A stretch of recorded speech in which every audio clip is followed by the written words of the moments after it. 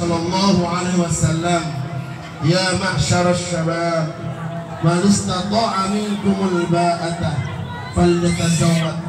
Wa qala fi haditsin akhar, an-nikahu sunnati faman raghiba an sunnati falaysa minni. Al-hadis. Shadaqallahul azim wa shadaqa rasulun nabiyul karim. Wa nahnu ala dhalika minasy syahidin wasyakirin. Walhamdulillahi rabbil alamin. Hadratal qurama wal muhtaramin, para alim, para kiai, para asatid, para tokoh, sesepuh bin sepuh desa Masa Kambing, wabil akhas akhinal kiram al ustad Uyung Warsito. Ini ustad dulu di pondok terkenal dengan Jamil. Bagaimana beliau sekarang menjabat sebagai kepala desa Masa Kambing, Ustadz Firman Syahsyad. Beliau teman di pondok, teman kuliah Ustadz Abbas, yang tadi kemarin kita selfie di sekolahan. Beliau keluar dan memperbaiki. Beliau gurunya Ustadz Firman, katanya di sini. Ustadz Ridwan yang jadi imam tadi di masjid takmir yang tak kalah penting, yaitu Bapak Subhan. Seorang gelak tak bisa Rabu, saudara, masjid tak bisa jadi khotib karena terlambat pula. Peposang ajalan termuter pula. Kok di masjid padahal gula lah kalau kaleh. Gak di tempat. Masjid gak di ada Ustadz Firman. Marilah sebelum masa ceramah agama, saya selaku tretan kandung dari Mufarroha, saya beri pengajian sambutan dari mempelai putri. Seorang dan seteja alim, para kiai menabikula alaihi di kadin tempat Nyon Sapora Saksobung Batasan. Kalau dari Pisah Gunung Nakdak Sampang Madura, insyaallah satu wilayah sarengga di tempat, tapi dibatasi tempat jarak yang sangat jauh. Tapi dengan bersyukur kepada Allah, saya adalah kedua kalinya ke tempat ini. Alhamdulillah berikan keselamatan, perjalanan yang sangat menegangkan. Tahun itu tahun 2002 saat saya kuliah di IAIN Sunan Ampel sareng Ustadz Firman diajak Ika Dinto. Di mana Fir rumahnya? Masa Lembu. Akhirnya naik kapal Masa Lembu dari Surabaya ke Masa Lembu. Perjalanan yang bagi saya pengalaman pertama itu mati saya di sini. Ombaknya luar biasa. Sampai di Masa Lembu, maaf, udah kereta ini. Sampai Masa Lembu lah depan. Fir, di mana Fir? Ari ya mau dina. Bertemah, kok nggak ada foto ngake? Sudah di sini aja. Malam nih kan, depan para sopua. Kulakum, ayo mau jalan-jalanan. Cerita. Jalan-jalanan naik perahu. Masya Allah indahnya. Terumbu karang, indahnya pemandangan bawah laut saat itu. Saya duduk di depan pakai kacamata. Oh, gaya. Kemana sih jalan-jalan katanya? Jalan-jalan. Sampai ke tengah, kok tambah ke tengah Fir? Ombaknya ketika itu Agustus tinggi sekali. Akhirnya, Mas, mundur Mas, masuk Mas, nanti sampai basah. Enggak, saya di depan aja. Sampai ke tengah ombaknya sudah 2 meter, buah masuk saya keluar. Makanya Mas dari tadi suruh bilang mundur. Itu pengalaman pertama saya masuk ke Masa Kambing. Dan alhamdulillah saya bilang, Fir, saya nggak akan kesini lagi, kapok. Jadi pulangnya dengan selamat. Ternyata Allah menakdirkan adik kandung saya mendapatkan orang Masa Kambing. Langsung saya bilang, yakin orang Masa Kambing katanya gitu. Jadi membayangkan ombaknya. Tapi alhamdulillah seperti yang disampaikan oleh Ustaz Soki, teman kita juga yang sekarang sudah jadi kiai di tempat saya, bilang kapok-kapok sambel. Jadi kapok pertamanya kalau sudah nyampe sini, katanya Ustaz Soki, lebih indah dari Lombok dan Bali masak kambing ini. Tapi ikuti renggunan masjid telepon akad nikah Ustaz Abdul Halim dengan Siti Mufarwah. Pernah ke Lombok, ke Bali, punten deh, cuman lihat di foto. Tapi alhamdulillah dengan takdir Allah Subhanahu wa taala, saya bersyukur sekali bisa menikmati masa kambing, desa masa kambing selama 1 minggu. Jadi kami berangkat hari Senin, nyampe Senin malam di tempat ini dalam keadaan sehat. Ya tentunya ibu-ibu yang mabuk tentunya mabuk. Tapi alhamdulillah ombak tidak begitu besar. Dan kemarin ada orang yang bilang bahwasanya tanggal 4 Jumat sore sampai 8 ini masih ada ombak katanya. Puncaknya tanggal 8. Astagfirullahaladzim. Jadi besok kami pamit, jadi insyaallah membedah takdir atau taufik dari Allah Subhanahu wa taala, kita tolak dari masa kambing ke rumah kami yaitu Sampang, Madura. Mohon didoakan semoga tidak terjadi apa-apa, perjalanan kami diselamatkan oleh Allah Subhanahu wa taala. Dan sebelum mengaji kita istighfar terlebih dahulu. Fastaghfiruhu innahu wal ghafurur rahim. Astaghfirullah rabbal baraya, astaghfirullah minal khataya, rabbi zidni ilman nafi'ah wa wafiqni amalan salihah amalan maqbula. Semuanya astaghfirullah rabbal baraya, astaghfirullah minal rabbi zidni ilman nafi'ah wa wafiqni amalan maqbula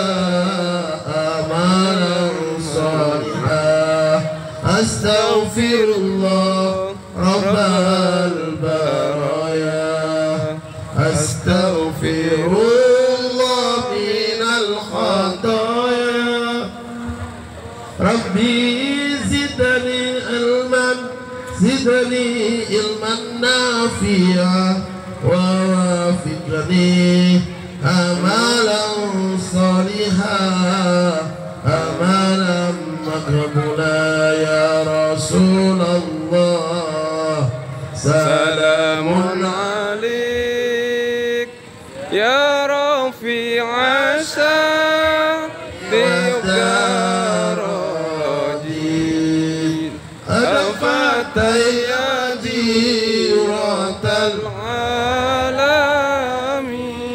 ya uhailal judi wal karami ya uhailal judi wa asyhadu an la ilaha illallah wa asyhadu anna muhammadar rasulullah, asyhadu an la ilaha illallah wa asyhadu anna muhammadar rasulullah, asyhadu an la ilaha illallah wa asyhadu anna muhammadar rasulullah.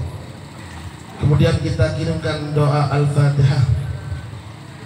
Semoga almarhumah keluarga kita semua diterima amal ibadahnya, diterima semua kebaikannya, diampuni semua kekhilafan dan dosanya. Semoga mereka semua dikumpulkan bersama orang-orang saleh lainnya ila hadratin Nabi Mustafa Sayyidina wa Habibina wa Maulana Muhammad wa alihi wa sahbihi ajma'in wa ila arwai abahi wa ihlamihi minal anbiya wal mursalin wal awliya wa syuhada wa tabi'in wa man tabi'ahum bi ihsan ila yaumiddin.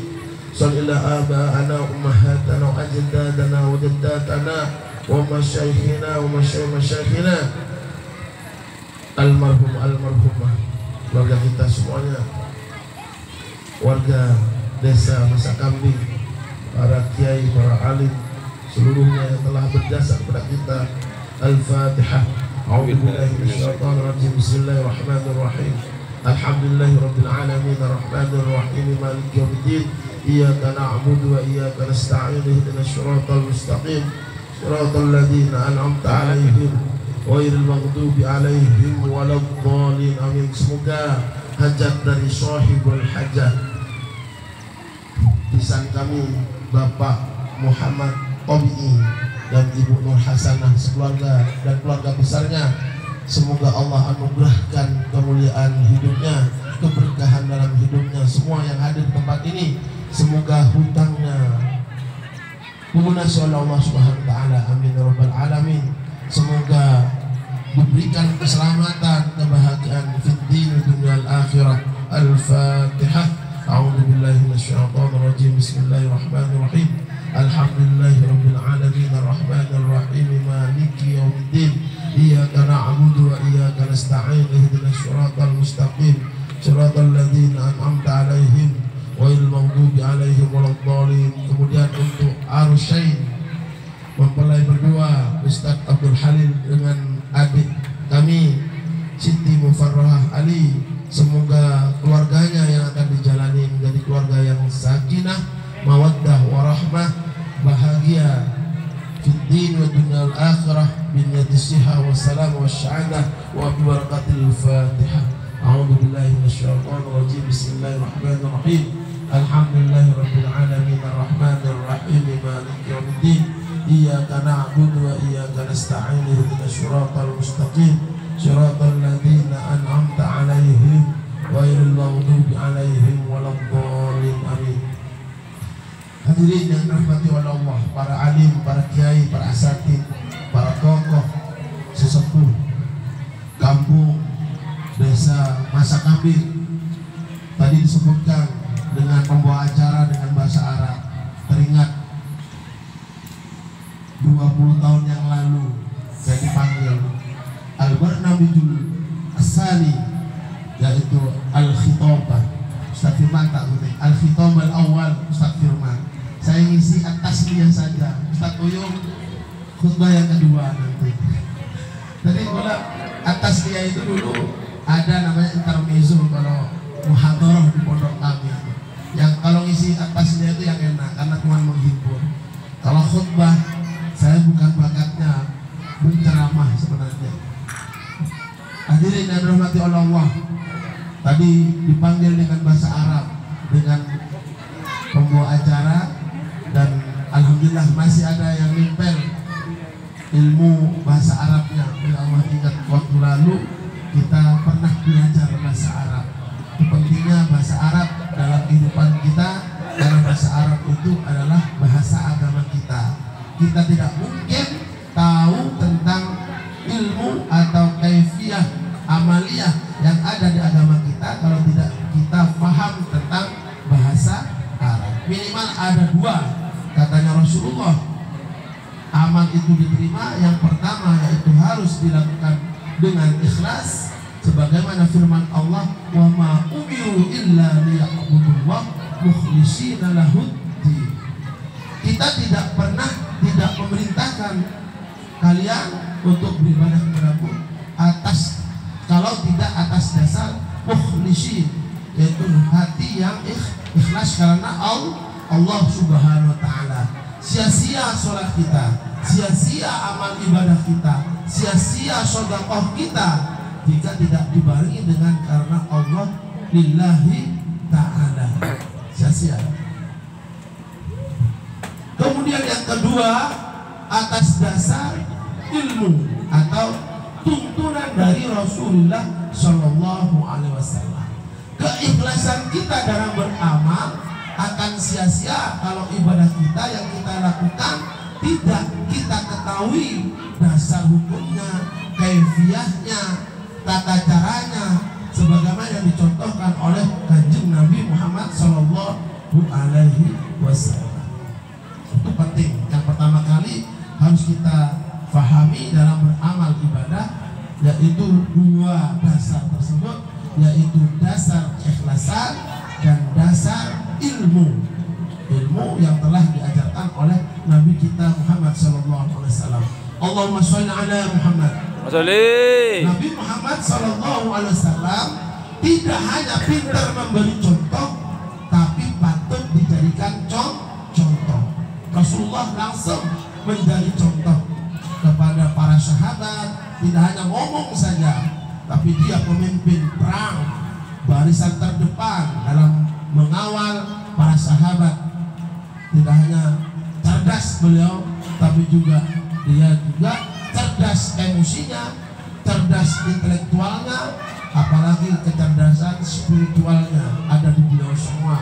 Jadi pantas kita mengharap beliau, memimpikan beliau, semoga kita kelak semuanya dianggap menjadi umat beliau, umat Nabi Muhammad SAW, dan berhak menerima syafaat beliau ketika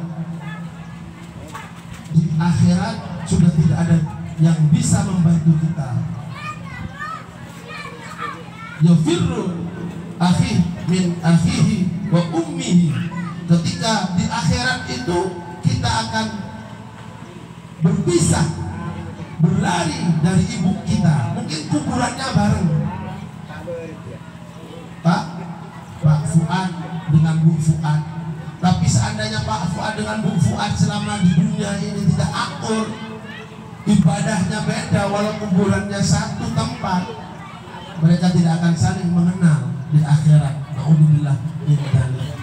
Jadi kita harus frekuensinya disatukan. Ya pasti itu mung lagena berjing ibadah, maka rajinah harus juga berjing ibadah. Insya Allah satu rumah pada frekuensinya di akhirat juga sama, dan mereka berkumpul di akhirat, di alam barzakh dan di surganya Allah Subhanahu wa taala. Insya Allah. Jadi mulai saat ini yang penting harus kita perhatikan bagaimana kita menata kehidupan keluarga kita, yaitu satu frekuensi. Frekuensinya apa? Takwa dan takut kepada Allah Subhanahu wa ta'ala. Pegang ibu-ibu ya bu ya. Jadi yang pertama kali kita lakukan adalah bagaimana menjaga keluarga kita, baik keluarga yang baru akan dibina, sebagaimana yang difirmankan Allah, wa min ayatihi an khalaqalakum. Katanya Allah, dari tanda-tanda kebesaran Allah itu menciptakan kita berpasang-pasangan. Ya, berpasang-pasangan, ada malam, ada siang, ada perempuan, ada laki-laki. Maka sangat tidak setuju kita kalau ada laki-laki suka sama laki-laki atau perempuan suka sama perempuan, karena tanda-tanda kebesaran Allah itu sudah luar biasa. Litaskunu ilaiha. Ini yang menjadikan dasar kenapa kita sakinah, mawaddah, warahmah itu litaskunu, agar kita tenang dengan pasangan kita. Jadi kalau tidak tenang dengan pasangan kita perlu dipertanyakan. Ayat ini tidak serta-merta Allah menurunkan sakinah, mawaddah, warahmah.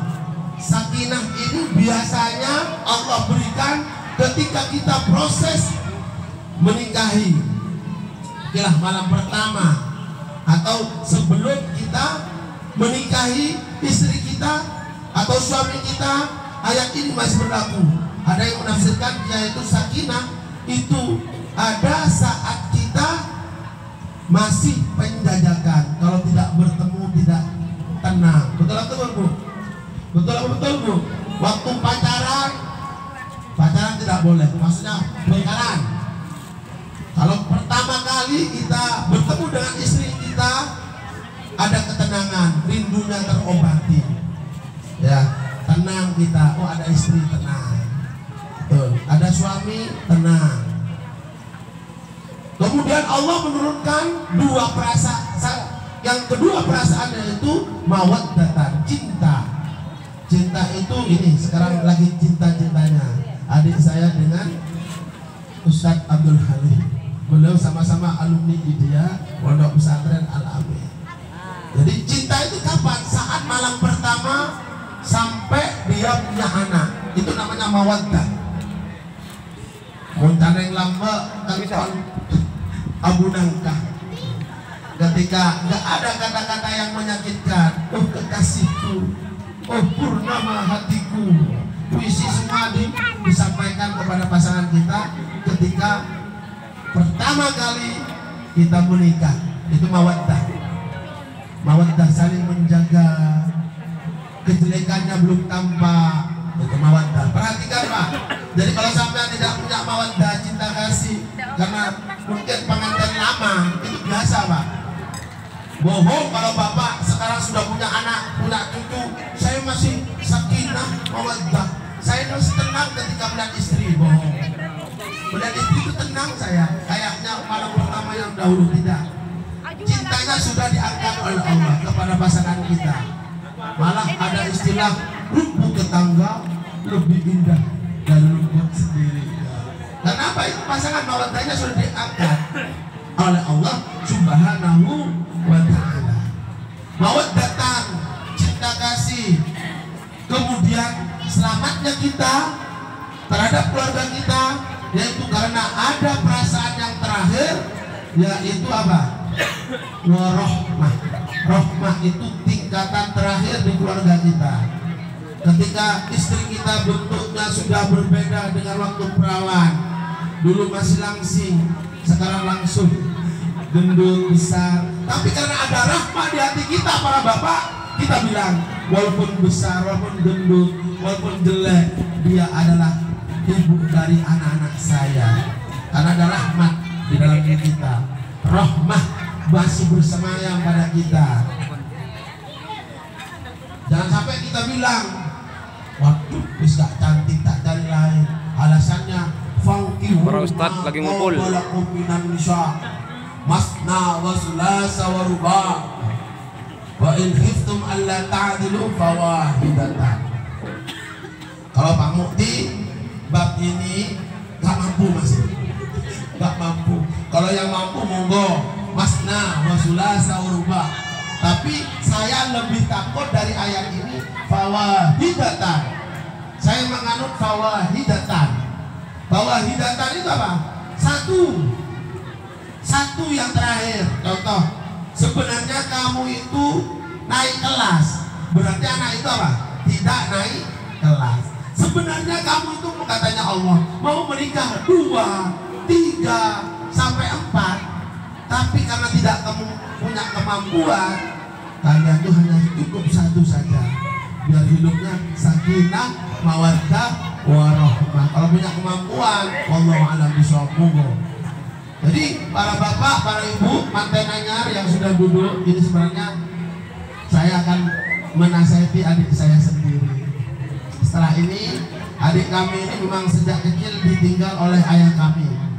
Ayah kami sejak kecil SD berapa itu.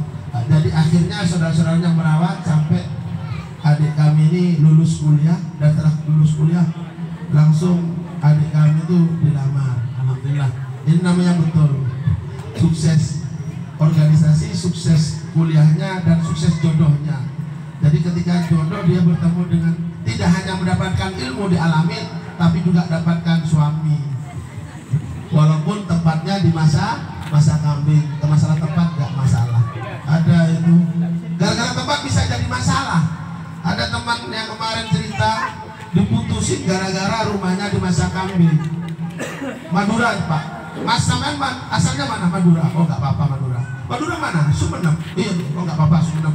Orang Sumeneb halus-halus, bahasanya halus daripada Sampang atau Bangkalan. Diterima dia. Setelah lama mau pergi ke sini, mana rumahnya? Sumeneb. Tapi habis Sumeneb itu ada pulau, namanya Masa Kambing. Masa Lembu. Setelah Masa Lembu itu ada masa kambing. Lalu mas saya itu di masa kambing. Mas nggak bilang dari dulu, langsung diputus gara-gara ada ini. Kalau saya nggak berani Bu dengan orang Jawa, karena apa? Orang Madura, rata-rata orang Madura itu kebanyakan tidak dapat restu dari ayah ibunya. Orang mana pacarmu? Orang Madura. Putusin. Masalah itu masih orang Jawa stereotip. Masih orang Madura karena terkenal tukang bacok, tukang maling, tukang copet, yang jelek-jelek yang diingat. Tapi bagi orang yang tidak tahu tentang Madura, kemarin di pondok kami ini ada anak yang mau dipondokkan ke Al-Amin, orang tuanya survei dulu bu, ke Al-Amin itu. Ketika itu telepon langsung, oh ternyata orang Madura itu baik-baik. Tadi saya coba naik tukang becak, naik becak katanya. Terus naik becak, dia tuh ramah, nggak seperti tukang becak di rumah kita di Makassar itu. Terus gak apa-apa, anaknya langsung kirim ke Madura, orang Madura baik-baik. Itu saking apa ya? Saking ada orang menilai orang Madura yang stereotip, hanya sebelah mata. Orang Madura semuanya jahat, tidak ternyata. Dan alhamdulillah dengan takdir Allah, walaupun bagaimana yang namanya cinta tetap berlangsung bu ya. Walaupun apa Siti Mufarroha dari gunung dan Ustaz Abdul Halim di lautan akhirnya bertemu dia di pelaminan. Alhamdulillah. Semoga keduanya diberikan kebahagiaan Allah. Barakallahu laka wa baraka alaika wa jama'aka wa jama'a bainakuma fi khair. Semoga Allah memberkahi keduanya, mengumpulkan keduanya dalam kebaikan-kebaikan. Amin ya rabbal alamin. Jadi adik kami secara penuh sudah saya sampaikan, saya pasrahkan ke Ustaz Abdul Halim. Ustaz Abdul Halim tidak perlu kami nasihati panjang lebar, walaupun beliau tidak punya pengalaman dalam berkeluarga, tapi beliau punya ilmu untuk menata keluarganya selama berpegang teguh, berprinsip ittaqullah fil nisa, bertakwalah kepada Allah dalam mendidik perempuan. Insya Allah kehidupannya selamat fid-din dunya wal akhirah. Amin. Kemudian Bapak dan Ibu sekalian, dalam menata kehidupan, mari kita senantiasa bersyukur. Bersyukur ini memang agak berat. Bersyukur dengan kekurangan pasangan kita, bersyukur dengan keadaan kita. Kalau orang masa kambing bersyukur, insya Allah tidak akan keluar dari masa kambing.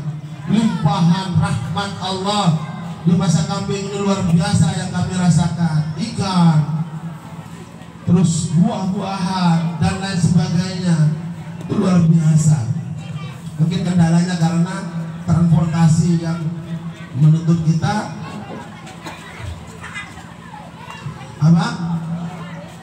melawan ombaknya, itu yang paling berat, goyangan berat. Tapi setelah nyampe sini rasanya nggak pengen pulang karena takut ombak tadi balik. Mau nginep di sini, Pak Kos takut marah. Saya ngekos di sini, ngekos nggak numpang di masjid dulu. Jadi kita besok sudah pamit atas nama keluarga dari Sapa. Mungkin ada gerakan atau sikap yang kurang berkenan di warga masa kami, Ustaz, khususnya Bapak Kepala Desa Ustaz Jamil, karena dengan Idris Uyung Warsito, kayak bukan orang masa kambing, namanya Jawa, Uyung Warsito, diganti dengan Idris dulu, mungkin dengan Jamil. Kita kenalnya Jamil, bukan Uyung. Di sini dulu pernah saya masuk kelas, namanya orang-orang sini keren-keren, nama artis semua. Kalau di Madura masih Siti Mufarroha, Siti Nurhasan, ibunya mertuanya Siti semua. Di sini sudah namanya sudah kayak orang kota. Insya Allah, semoga jiwanya dan rezekinya seperti orang kota. Kehidupan di masa lembu ini, masa kambing ini senantiasa dilindungi oleh Allah dari mana bahaya, dari musibah Allah Subhanahu Wa Taala. Insya Allah adik kami ini saya titipkan di tempat ini, mohon dianggap warganya sendiri, anak sendiri. Mungkin lain ladang, lain belalang. Kalau sampah mungkin kalau ngomong keras sampai kedengaran kemana-mana. Cara ngomongnya, intonasinya langsung kayak orang bertengkar. Kalau sini, nah dari Dima. Kalau sana kakek ya bila datang. Kalau sini kan ke pelan-pelan. Jadi hal seperti ini harus rohan harus belajar, jangan seperti di rumah. Jadi beda sekali kalau tak lihat tuh beda cara ngomongnya, cara bersikap berkaitan tadi kayak apa namanya selamatan itu beda, tapi esensinya sama, yaitu tasyakuran, bersyukur atas apa yang Allah anugerahkan kepada kita sekalian. Hadirin dan dirahmati Allah, minimal jika kita ingin bahagia, di dalam surat Al-Ahqaf Allah berfirman, Aniskurlillah, agar kita selalu bersyukur pada Allah dengan apapun yang Allah anugerahkan kepada kita. Kalau sudah bab bersyukur ini berat, tapi manfaatnya luar biasa.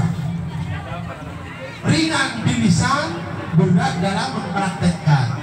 Bersyukur dengan Allah yang Allah anugerahkan kepada kita.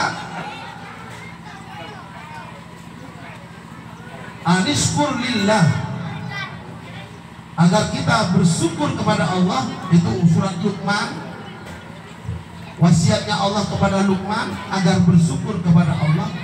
Wa may yashkur fa innahu yashkur nafsi, sesungguhnya dia bersyukur untuk dirinya sendiri. Bersyukur untuk dirinya sendiri. Jadi syukurnya yang kita lakukan sebenarnya itu untuk jiwa kita, agar jiwa kita tenang, menerima dengan keadaan. Oh, istri kita dari sampah, kekurangannya ini dan itu sudah siap, kelebihannya ini dan itu. Ustaz Abdul Halim insya Allah menerima tidak hanya kelebihannya dari adik kami, tapi juga menerima kekurangan yang insya Allah bisa diperbaiki, masih bisa diperbaiki di kemudian hari. Begitupun sebaliknya, Siti Muafarah akan menerima Ustaz Abdul Halim dengan semua kelemahan dan kelebihannya, dan insya Allah keduanya akan senantiasa menjadi keluarga yang senantiasa bersyukur. Katanya Allah, wa in ta'uddu nikmatallahi la tuhsyuha innal insana ladzalumun kafar. Jika kita menghitung nikmat yang Allah berikan kepada kita, niscaya kita tidak akan bisa menghitungnya. Dari tubuh kita saja, dari telinga, mulut bisa berbicara, telinga bisa mendengar, kita tidak bisa mampu menghitung nikmat Allah. Oksigen yang kita hirup, kalau kita tidak bisa bernafas sesak, kita ditekoki oksigen, itu bayarnya berapa? Tapi kalau kita pandai bersyukur dengan nikmat yang Allah berikan, tapi katanya Allah, innal insana ladzalumun kafar. Tapi kebanyakan dari kita ini tidak mau, zalim dan kufur akan nikmat Allah. Termasuk yang berbicara kadang-kadang suka mengeluh dengan apa yang Allah berikan kepada kita. Padahal Allah juga mewanti-wanti kepada kita, wala ta'asu min rahillah, fa innahu la ya'asu min rahillah illal qaumul kafirin. Jangan berputus asa, jangan bersedih dengan apa yang Allah anugerahkan kepada kita. Jangan sampai kita bersedih, karena sikap atau ciri-ciri orang yang bersedih, orang yang bersedih itu hanyalah orang-orang kafir. Bersedih atas apapun yang Allah anugerahkan kepada kita. Minimal kita bersyukur. Nabi Muhammad juga begitu. Nabi Muhammad ketika ditegur oleh Siti Aisyah, kenapa kok sampai sholat bengkak begitu? Ya Rasulullah, padahal engkau sudah maksum, padahal engkau sudah dijamin masuk surga oleh Allah, kenapa kok sholatnya masih lama sampai bengkak berdiri? Katanya Rasulullah kepada istrinya, apakah engkau tidak mau melihat aku dicatat oleh Allah sebagai orang yang bersyukur? Sholat juga gitu. Dalam surat Al-Kautsar, walaupun ayat untuk kurban, inna a'tainakal kautsar, sesungguhnya kami telah memberikan kalian nikmat yang banyak. Al-Kautsar nikmat yang banyak. Fasholli li rabbika wanhar, maka sholatlah. Ketika kita bersyukur, ungkapannya adalah harus dengan sholat. Ustadzah Kufar dengan Ustadz Halim, insya Allah kalau kita tegakkan sholat kita, niscaya Allah juga akan mengurus kita. Tegakkan sholat kita, jaga sholat kita, niscaya Allah akan menjaga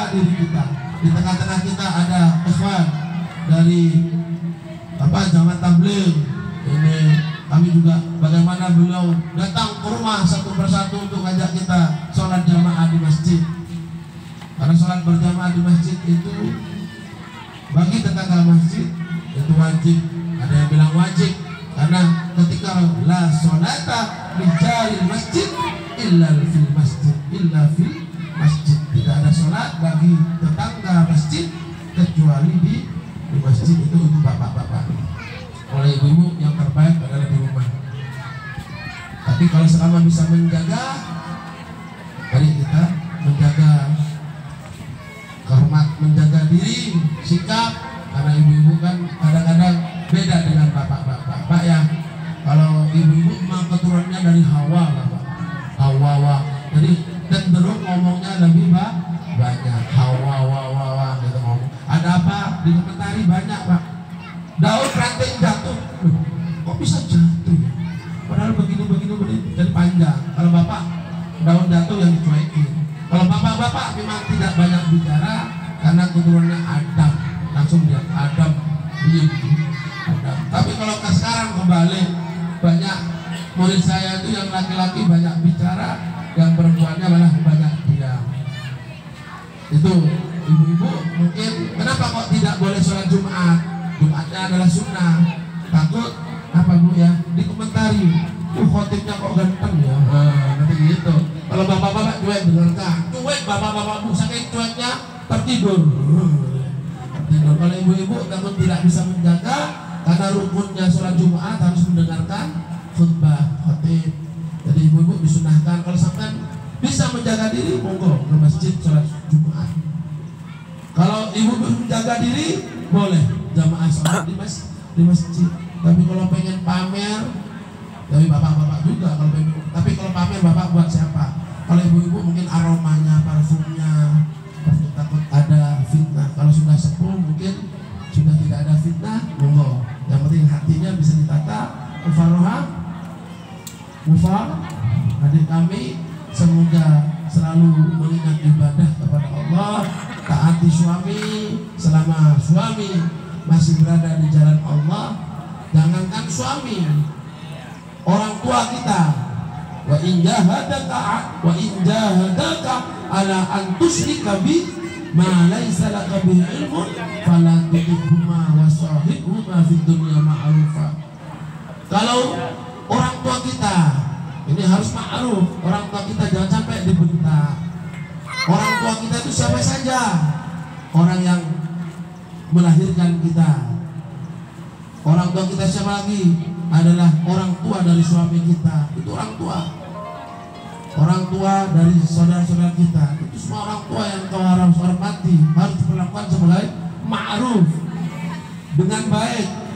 Walaupun mereka mengajak kita kesyirikan, jangan sampai kita bentak.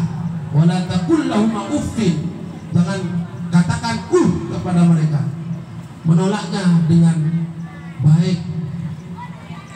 Jadi tidak boleh kita hardik, kita usir walaupun agama dari agama orang tua kita beda.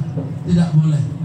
Tapi tetap kita perlakukan sebagaimana yang difirmankan Allah, yaitu ma'ruf dengan baik.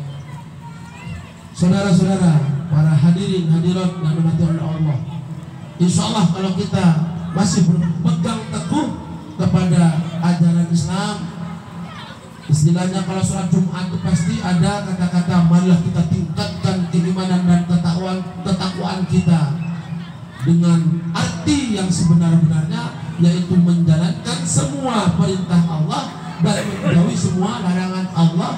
Niscaya kita akan selamat. Bahkan sahabat bertanya kepada Rasulullah, nasihati saya dan saya tidak akan bertanya lagi ya Rasulullah. Qul amantu billah summa istaqim. Katakan aku beriman kepada Allah dan istiqomalah dengan kata-katamu itu gitu. Kalau kita mengaku beriman kepada Allah, tidak mungkin orang yang beriman saat itu juga dia bermaksiat pada Allah, tidak mungkin. Ketika kita asyhadu an la ilaha illallah, saya bersaksi, Allah bersaksi, kita bersaksi bahwa tidak ada Tuhan selain Allah, niscaya Allah akan memantau kita dimanapun kita berada. Mustahil orang yang beriman kepada Allah dia juga bermaksiat kepada Allah. Pengen selamat itu saja. Qul amantu billah tsumastaqim. Pegang teguh omonganmu. Pegang teguh apa yang kau katakan. Niscaya ibu-ibu ini selamat. Melihat bapaknya, suaminya datang, insya Allah akan sampai rawat, disayangi sebagaimana pertama kali. Ingatlah Bu dulu waktu pacaran pertama kali kenal. Ingat itu tempat-tempat yang membuat kita mengingat kepada masa lalu. Bapak-bapak walaupun sudah tua, kalau kita ibu-ibu dalam hatinya ada rahmat, bapaknya dirawat, bukan kemudian ditendang. Sebaliknya asalnya bapak-bapak, ibu-ibu ini sudah sepuh, giginya sudah tidak ada. Jangan sampai ingat di masa-masa memperjuangkan dia, sampai ada yang bela-bela tidur di samping rumahnya, ngirim surat mungkin kalau dulu di mana dia berada. Tapi setelah didapat disia-sia, naudzubillah min dzalik. Dia adalah apa? Tulang rusuk yang Allah titipkan kepada kita, dan kita berjanji saat itu. Ustadz Halim berjanji di depan kita dengan janji yang sangat agung, bisa kongoligo. Itu janji yang sangat agung, yaitu qabiltu nikahaha wa tazwijaha.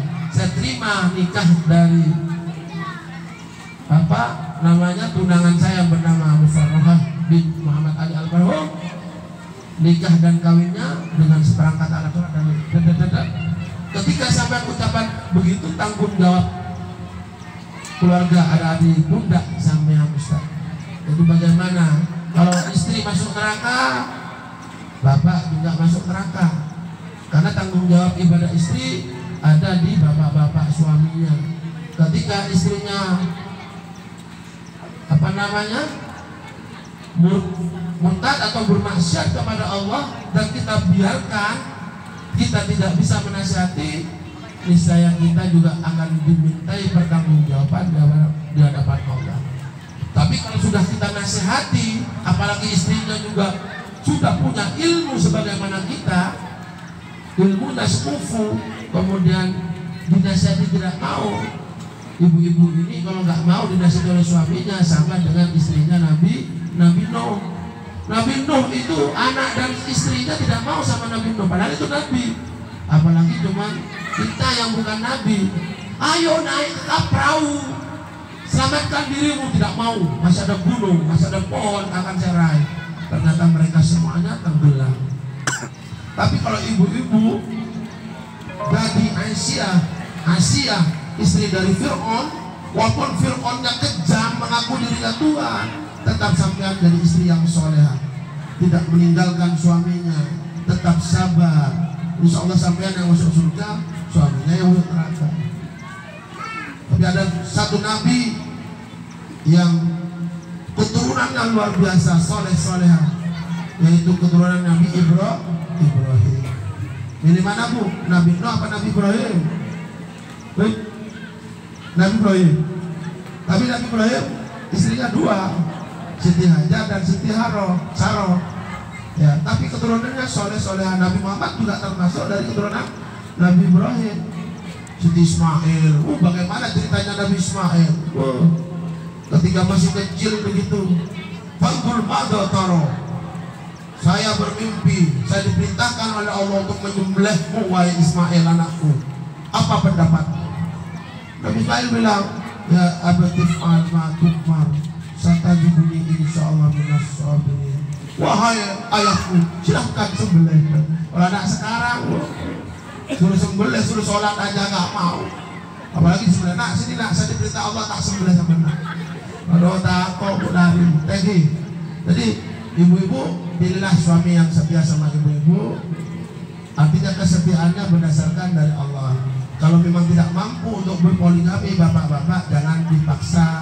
Kalau sudah dipaksa nanti semuanya akan tidak sesuai dengan rencana kita. Lebih baik apa? Lebih baik satu istri tapi bahagia daripada satu istri tidak bahagia, ya Pak ya. Lebih baik berapa? 4 istri bahagia, ibunya langsung lebih baik.